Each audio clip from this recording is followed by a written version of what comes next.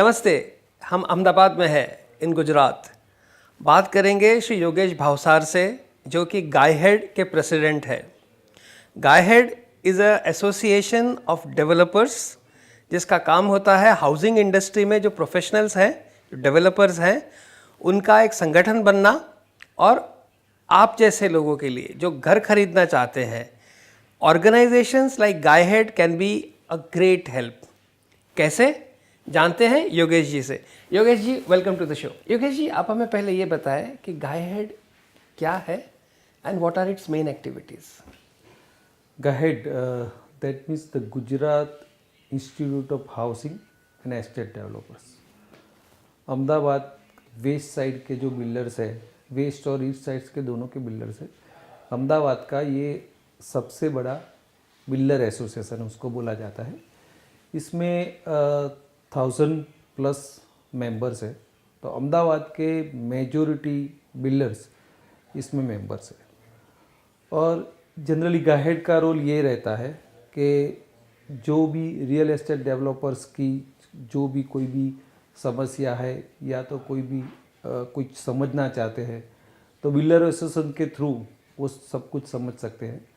Builder association का main role ही ये रहता है गायहेड का कि जो भी कोई नया नया रूल्स आया तो उसको पूरा प्रोफेशनली समझ के, जैसे नया डीपी आया तो अभी नया डेवलपमेंट प्लान आया, तो पूरा डेवलपमेंट प्लान के जो भी प्लान है उसके प्रोफेशनल के साथ बैठ के पहले गायहेड के हम जो होद्देदार से और कमिटी मेंबर से वो लोग समझते हैं कि इसमें ये रूल्स कैसे है, क्या है, इसका पूरा स्टडी करते हैं। फिर इसकी सिनोप्सिस बना के सभी मेंबर को भेजते हैं।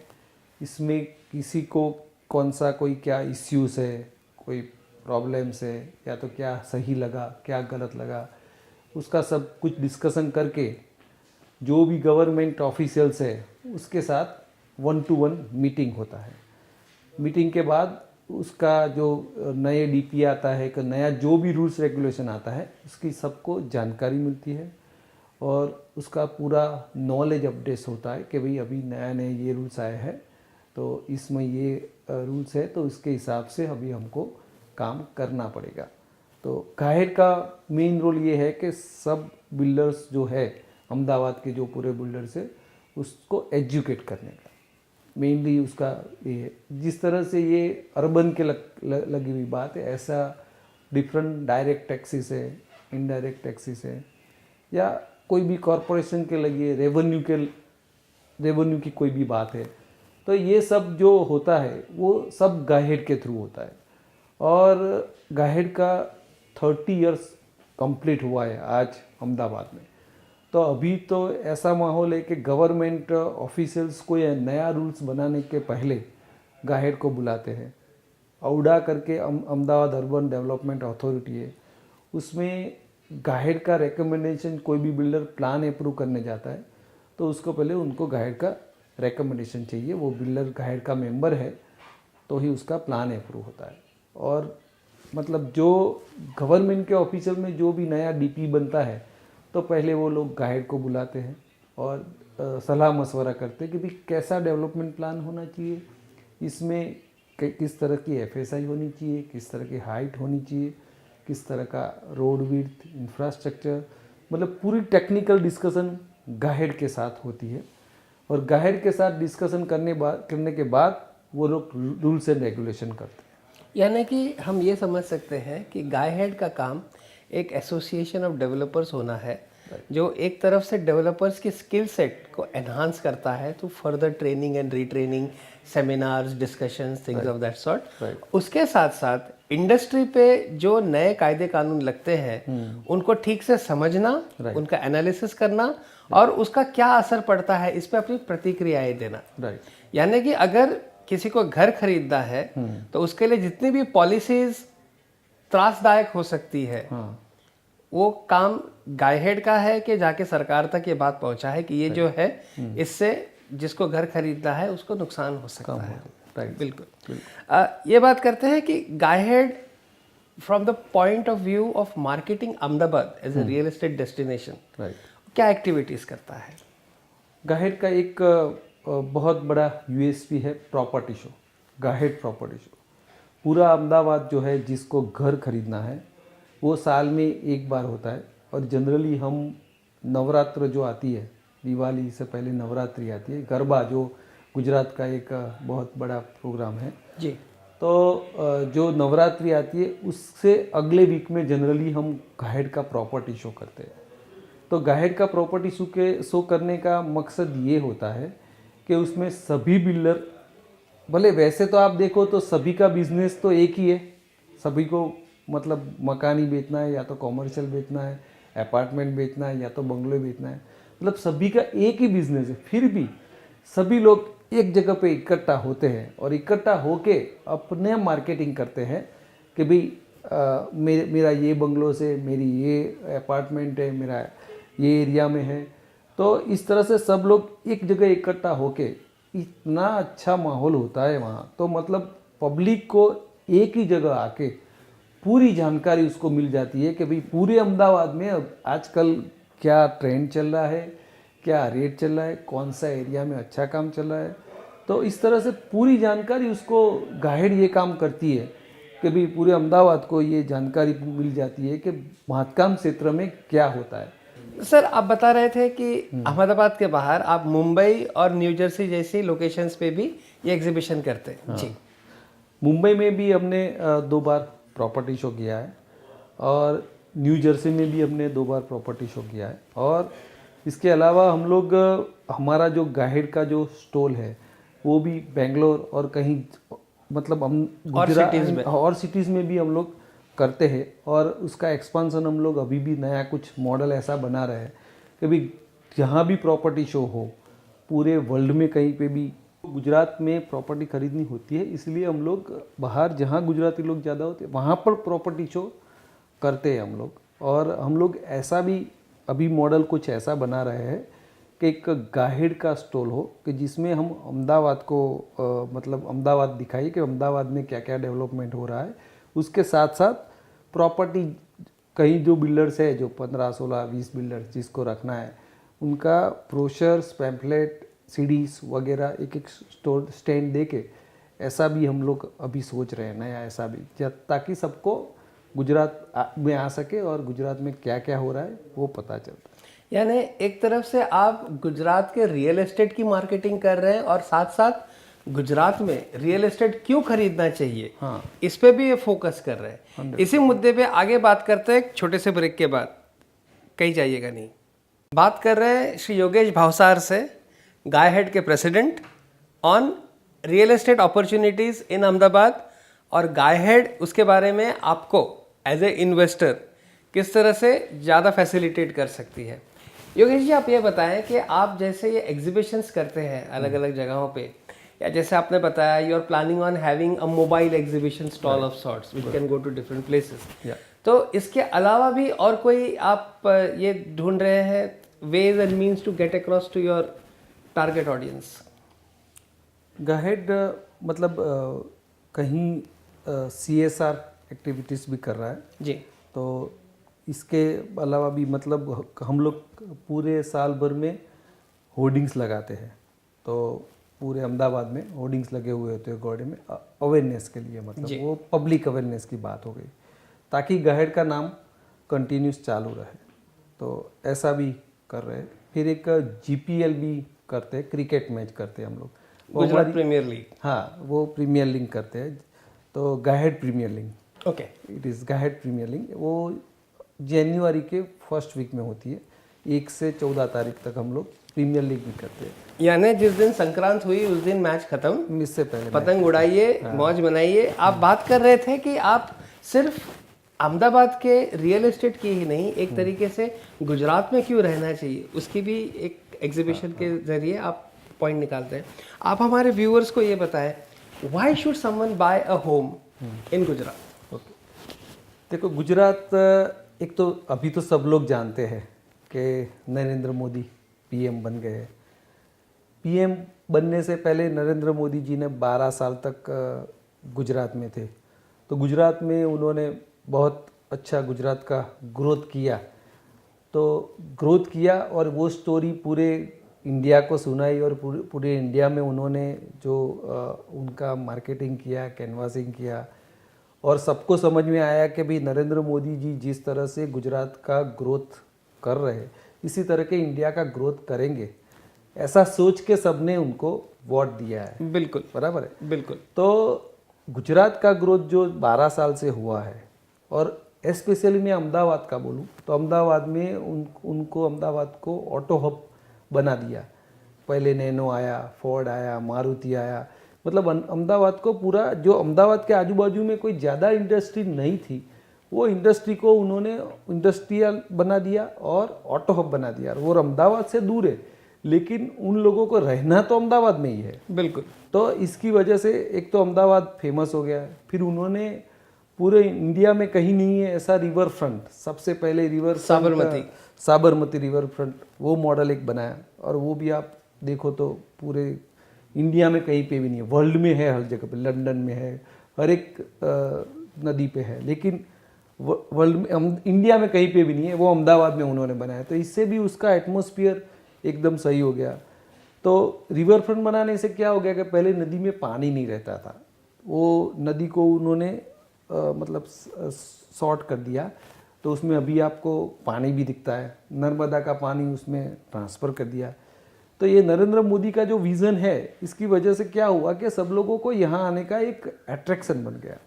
फिर उन्होंने कांकरिया लेक बनाया, तो वो भी आप देखो तो पूरे इंडिया में ऐसा कोई इतना डेवलप्ड लेक नहीं है, ये किया। फिर इन्फो सिटी, आप आईटी डिपार्टमेंट को करने के लिए उन्होंने गिफ्ट सिटी बना दिया जी।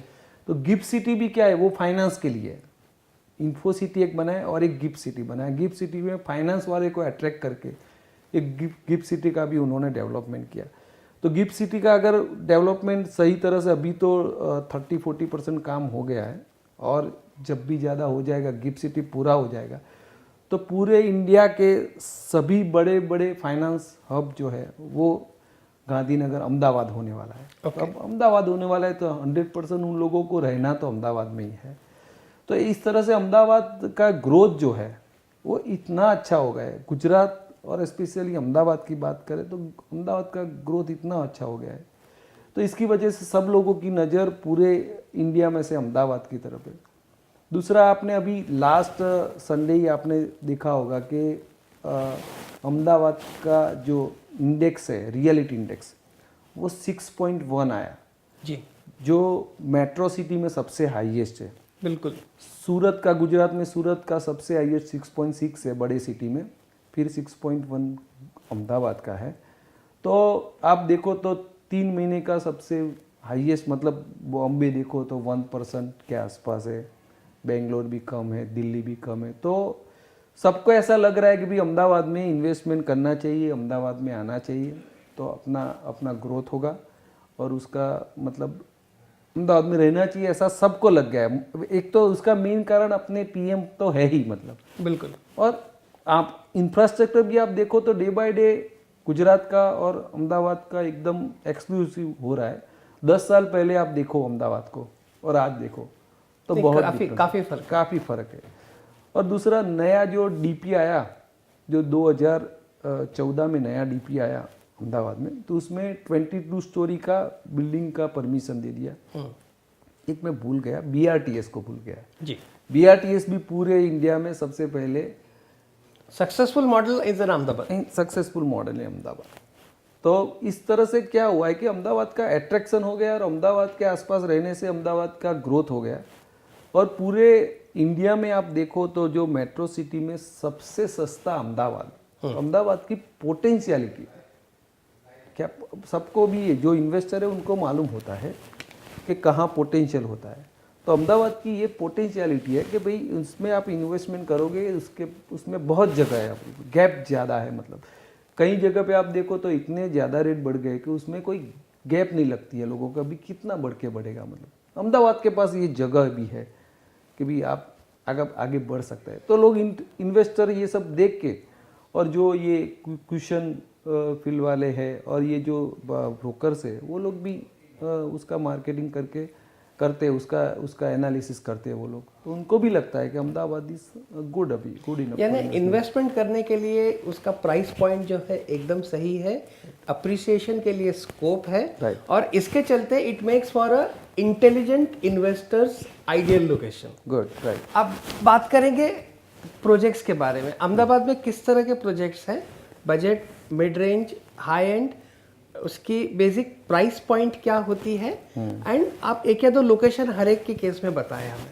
ओके, बजट के हिसाब से देखो तो अहमदाबाद एक तो अभी नया डीपी में क्या हुआ कि ये जो अहमदाबाद का एक 200 फीट रिंग रोड है जी, जो अराउंड 68 किलोमीटर है, तो अभी नया डेवलपमेंट प्लान में जो ये 68 फीट राउंड जो रिंग रोड है उसके 1 किलोमीटर तक ही डेवलपमेंट सीमित कर दिया, तो उसके बाद कोई डेवलपमेंट होने वाला नहीं है, बाकी का सब ग्रीन जोन कर दिया। तो एक तो अहमदाबाद को उन्होंने कॉम्पैक्ट कर दिया, प्लस उसको एक ग्रीन कवर दे दिया चारों तरफ। ग्रीन कवर चारों तरफ दे दिया, ताकि इससे आगे अहमदाबाद बढ़ेगा नहीं। बिल्कुल बराबर, राइट। तो इसमें क्या हुआ कि भाई अहमदाबाद के जो आप प्राइस रेंज देखो तो लोअर देखो तो आप 20 to 30 लाख के आसपास, तो वो जो ईस्ट साइड जो है उसमें बहुत कम एरिया है जिसमें ये 20 to 30 लाख के मकान मिलते हैं आपको 1 बेडरूम के।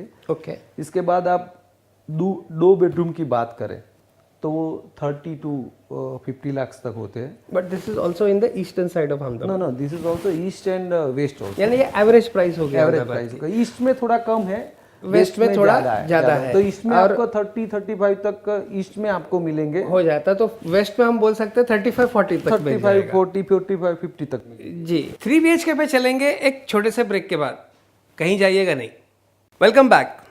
बात कर रहे हैं योगेश भावसार जी से, जो गायहेड के प्रेसिडेंट हैं।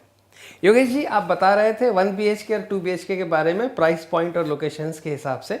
आप बता रहे थे 3 BHK के बारे में।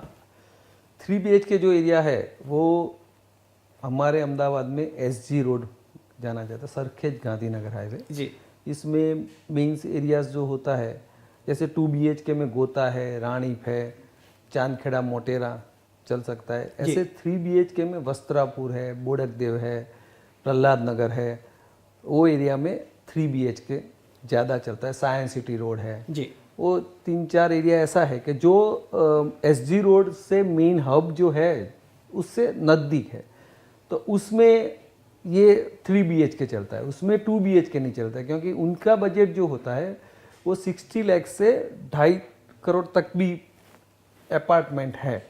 बंगलोज की स्कीम बहुत कम है अभी, लेकिन इतना रेंज में अभी आपको अपार्टमेंट मिल सकता है।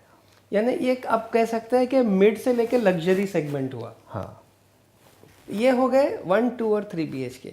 इसके अलावा अहमदाबाद के कमर्शियल रियल एस्टेट के बारे में कुछ बताइए। राइट। कमर्शियल में ऐसा है कि सबसे पहला अहमदाबाद में कमर्शियल आश्रम रोड पे आया जी। आश्रम रोड जो है वो रिवर से वेस्ट साइड रिवर से टच होके है, जहाँ टावर में पतंग होटल है, और वो जो आश्रम रोड का पट्टा है वो सबसे पहला कॉमर्शियल में डेवलप हुआ। इसके बाद CG रोड आया, पैरेलल रोड ही है ऑलमोस्ट, तो उसके बाद CG रोड डेवलप हुआ जी। CG रोड के बाद अभी नया SG रोड आया। तो अभी मतलब SG रोड जो है वो कॉमर्शियल में अभी सबसे मतलब अच्छा माना जाता है, और जो भी नई नई कंपनियां जो आती है, क्योंकि क्या SG रोड जो है वो 200 फीट रोड पे है, तो इससे लिए क्या होता है कि ट्रांसपोर्टेशन और उसमें और जो पार्किंग में सहूलत ज़्यादा रहती है। उसमें 1-2 बड़े रोड भी है, 2 वेज रोड है, उसके बाद सर्विस रोड भी दोनों तरफ मिलता है, तो इससे ट्रैफिक में थोड़ी सहूलत रहती है। तो अब से सबसे अच्छा कॉमर्शियल अभी SG रोड पे चल रहा है। ओके। SG रोड, और इसमें एक प्रहलाद नगर एक ऐसा एरिया डेवलप हुआ कि जहाँ वो भी SG रोड से कनेक्टेड टूवर्ड सिटी है, लेकिन प्रहलाद नगर में भी कमर्शियल बहुत अच्छा रहा, और वो नया एरिया डेवलप हुआ है, तो इसलिए वहाँ कमर्शियल ज़्यादा हुआ। ओके। मतलब रेसिडेंशियल और कमर्शियल दोनों में ही Ahmedabad real estate scenario is on a positive plane. आप ये बताएं कि बाहर जो रहते हैं अहमदाबाद के बाहर, वो अहमदाबाद में अगर इन्वेस्ट करना चाहे तो उनको आप क्या सलाह देंगे? बस मतलब अहमदाबाद में इन्वेस्टमेंट आप करो तो एक तो बजट देख के उनको करना है। हर एक आदमी का कोई ना कोई बजट होता है। तो हमारे हिसाब से Ahmedabad is best for investment. इसमें आप 35 to 50 lakhs में भी अगर बजट है तो वो कर लो, या तो 70 to 1 करोड़ तक के भी आप अपार्टमेंट का इन्वेस्टमेंट कर सकते हो। अहमदाबाद में सेफ्टी पॉइंट ऑफ व्यू और पुलिस डिपार्टमेंट की बात करें तो वो सब बहुत अच्छा है। मतलब law and order is very safe. And आप यू डोंट बिलीव, रात को 1 बजे भी लड़की स्कूटी पे जा सकती है। There is no danger, no dangerous, no issue, so it is safest.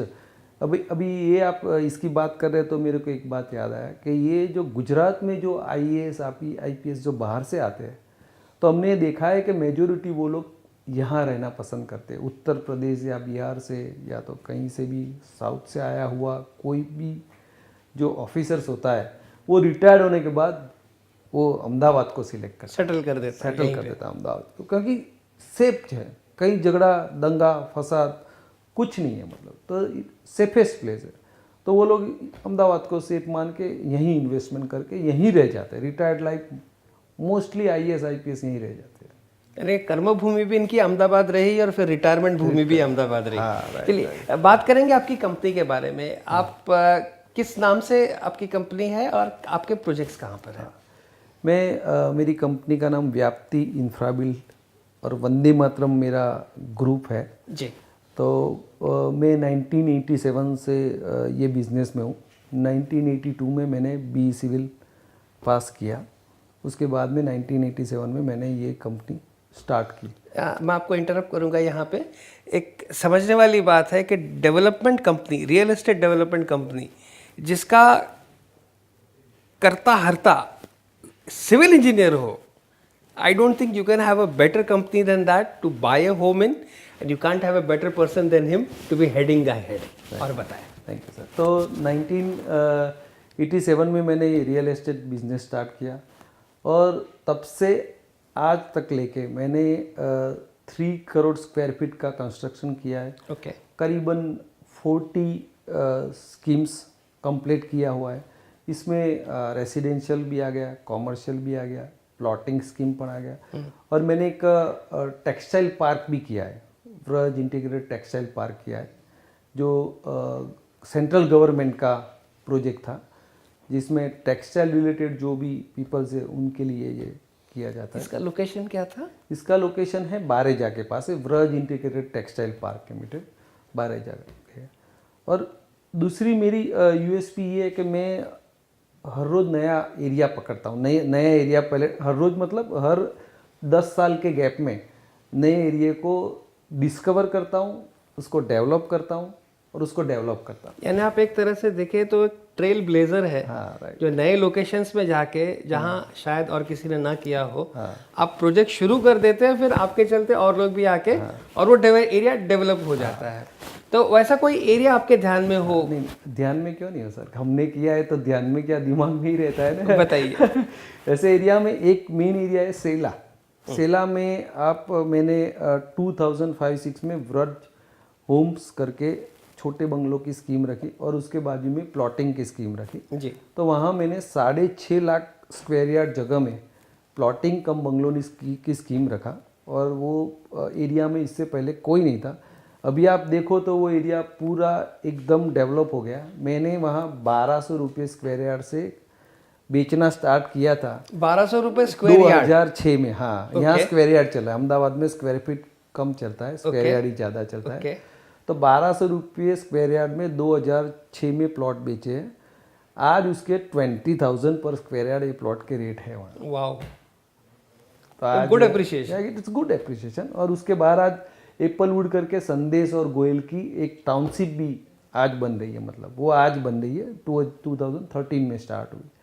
तो जैसे ये एरिया डेवलप किया, ऐसा ही एक गोता करके एरिया है। गोता एरिया ऐसा था कि 2 रेलवे के बीच में था, तो उसकी सभी तरफ डेवलपमेंट हो गया था।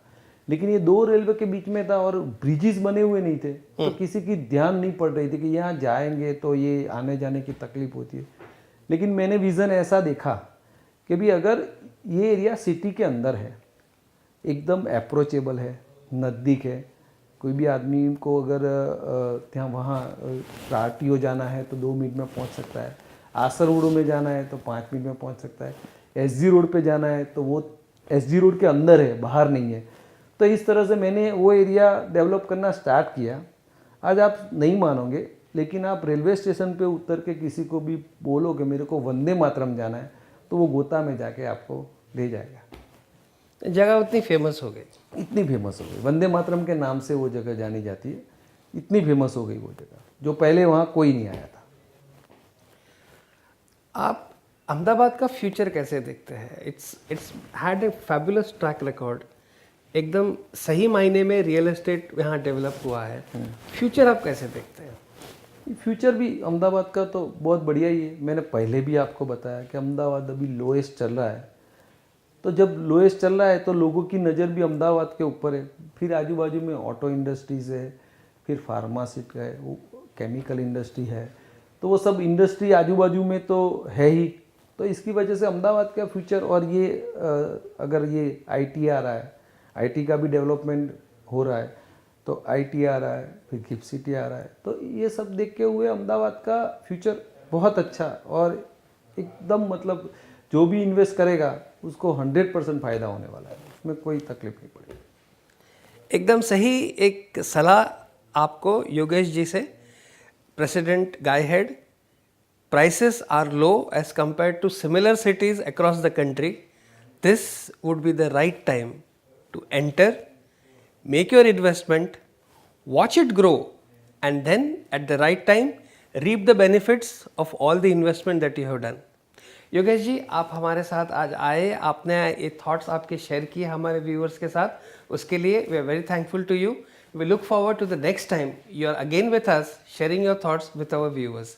Thank you so much. Thank you sir, thank you. ये थे गायहेड के प्रेसिडेंट श्री योगेश भावसार, जिन्होंने हमें बताया Ahmedabad Gujarat real estate success story, और इसको आप अपने रियल एस्टेट इन्वेस्टमेंट की सक्सेस स्टोरी कैसे बना सकते हैं।